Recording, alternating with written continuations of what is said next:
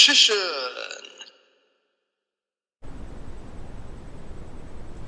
Hey YouTube, Richician84 here, and welcome to Q&A number 31. Let's kick it off. So, to start things off, there are 3 questions from Matt and Alison Welch. 1. Have you thought about, as well, just building a separate Neos deck that focuses on Elemental Hero Neos himself, without the Neospatians, but him and the new support coming out? Something similar to Neos Beatdown. Well, technically, Neos Beatdown is actually a deck focused on Elemental Hero Neos. That's kind of the whole point of it. It's meant to be the Neos equivalent of Prismagician, only it works a lot better than Prismagician in so many ways. So technically I did, but I made Neos Beatdown ages ago, and yeah, it does contain one Neospatian, which is Grandma, but other than that, the focus is Neos himself. Just use Prisma to get him in the graveyard, then bring him back with Oversoul and Monster Reborn. Things like that, as well as make use of Wrath of Neos and Neospace. I even once ran Neos Force in the deck, because why the hell not? I guess if I do remake it or update it, I'll include the new support for it. 2. Do you think that Elemental Hero Shining Neos Wingman will take over as your new favourite fusion warrior and hero monster due to its effects, or as what Jaden Yuki would say, his superpower? I don't know about that. He'll definitely become a red hot favourite, for sure. But it's kinda hard to top Shining Flare Wingman. Just because of the GX nostalgia. Shining Flare Wingman's been my favourite fusion hero monster and warrior type monster for years, absolutely years. We're talking since 2006.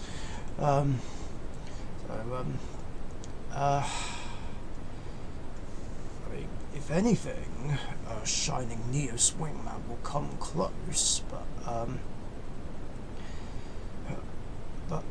I think Shining Flare Wingman will just stay on top of that list. That being said, I'll definitely try and make use of Shining Neos Wingman. Even if I was to go as far as to put Elemental Hero Neos in my pure Elemental Hero deck. I think ultimately that might be the most effective way to make use of all the support. 3. Do you think that Power of the Elements will be your number 1 favourite set of the year? Yeah, the Dark Magician support that was in Battle of Chaos was good, but Matt and myself both believe that this hero support blows Dark Magician from that set out of the water. No offence to Dark Magician. It's hard to say. It would definitely be a favourite, that's for sure. Other than that, I think you're right otherwise. I think it will blow the Dark Magician stuff out of the water. I'm not sure we got that much Dark Magician support by comparison. Although the Dark Magician support is amazing, though, especially Illusion of Chaos and Timaeus. Master of Chaos and Magic Reaper are very cool as well.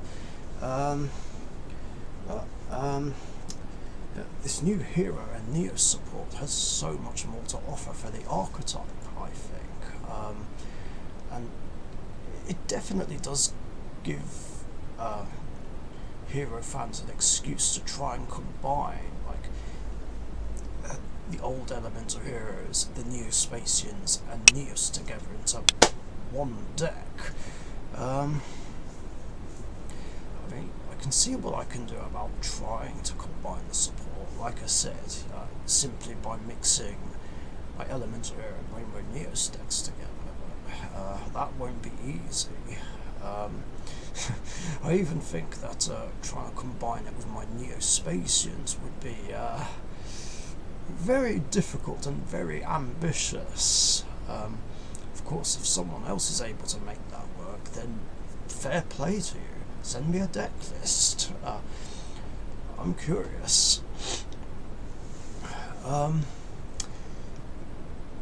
Yeah, there's 2 questions from Gungno as well. Yeah, I don't think this is going to be a very long episode. 1. Have you seen that in the OCG there will be a Sacred Beast structure deck? Thoughts and wishes? Wait, there's another Sacred Beast structure deck? Like, this is the first I've heard of it. Are you sure it's Sacred Beasts? I mean, I heard that there's going to be a Crystal Beast structure deck, but I haven't heard anything about another Sacred Beast deck. Of course, if there is one, I'm not looking forward to it, because for those who don't know already, I hate Sacred Beasts now, which is a shame, because for years I've been a fan of Hamon, Lord of Striking Thunder, because it's my favourite of the 3, just because it's the easiest one to summon, like, through its own way, and it has a cool effect.